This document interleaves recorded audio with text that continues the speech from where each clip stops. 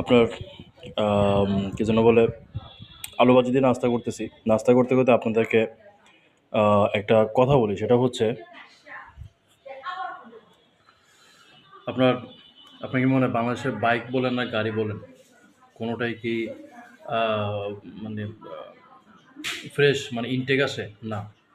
Bike বলেন গাড়ি বলেন সব কিছুই বাংলাদেশে যাই আসে না কেন রিকন্ডিশন। কারণ ইন্ডিয়ান যে বাইকগুলো বাংলাদেশে আসে, ওই বাইকগুলো আসলে ইন্ডিয়াতে ব্যবহার করার পরে তারপরে হচ্ছে এগুলো বাংলাদেশে পাঠানো হয়।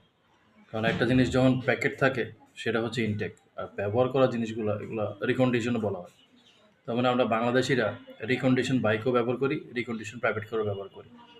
সো ইনশাল্লাহ একটা প্রাইভেট কারের শোরুমে যাব, ওইখানে কিছু গাড়ি আছে, ওদের কাছ থেকে কিছু গাড়ির তথ্য নিব এবং রিকন্ডিশন গাড়িগুলো প্রাইস কেমন, কোনটার কি আসলে বিষয় সব কিছু আপনাদের সাথে শেয়ার করবো।